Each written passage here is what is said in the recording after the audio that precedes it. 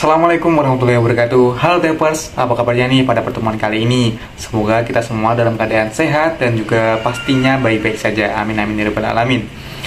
Nah Tapers, pada pertemuan kali ini kita membahas mengenai storytelling lagi ya.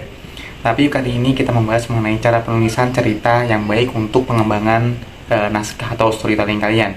Langkah yang pertama dalam pembuatan cerita yang baik yaitu tentukan ide yang menarik. Nah, pada penentuan ide yang menarik ini sudah kalian buat pada analisis kebutuhan yang telah kalian lalui pada pertemuan sebelumnya. Jadi pada pertemuan sebelumnya itu membahas mengenai analisis kebutuhan. Pada analisis kebutuhan tersebut kita menganalisis masalah. Dalam masalah tersebut kita juga bisa menentukan tujuannya. Jadi tujuannya untuk siapa, targetnya untuk siapa, tujuannya apa, dan ini tuh lahir dari suatu permasalahan yang ada. Jadi temanya menyesuaikan atau idenya itu menyesuaikan dari permasalahan yang ada. Nah, yang kedua tentukan tujuan cerita. Nah, tujuan cerita ini juga udah dibuat dalam saat analisis kebutuhan yang telah dilalui. Nah, yang ketiga ini kenali karakter utama. Buat karakter utama yang kompleks dan dapat dikenali, pahami motivasi, konflik, dan perkembangan karakter sepanjang cerita. Nah, yang keempat, tentukan setting yang jelas. Jadi, gambarkan setting cerita secara rinci agar pembaca dapat membayangkan lingkungan dan suasana yang sesuai dengan cerita. Sebagai contoh, hutan, desa, dan lain sebagainya. Dan juga penulis harus menggambarkan suasana tempat tersebut agar pembaca merasa pembaca juga merasa berada di tempat tersebut.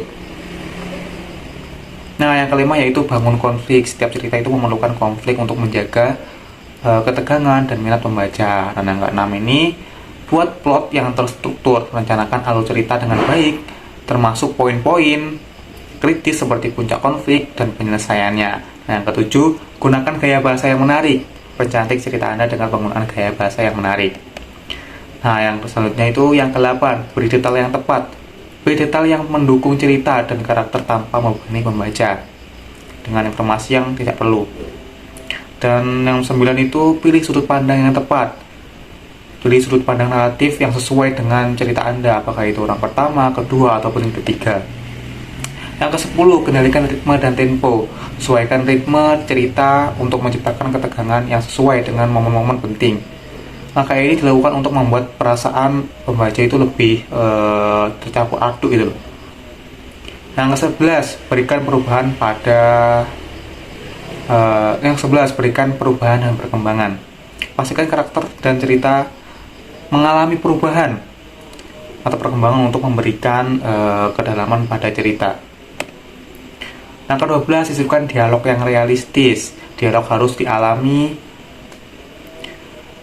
alami dan relevan dengan karakter. Gunakan dialog untuk mengungkapkan suatu karakter dan memajukan plot.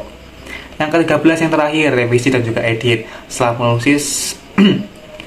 menulis, lakukan revisi untuk memperbaiki struktur kalimat, tata bahasa, dan juga kelancaran cerita. Minta umpan balik kepada orang-orang sekitar Anda ataupun ke sesama kelompok. Nah, itu tadi mengenai cara pembuatan naskah yang baik. Nah, sekian dari saya. Wassalamualaikum warahmatullahi wabarakatuh.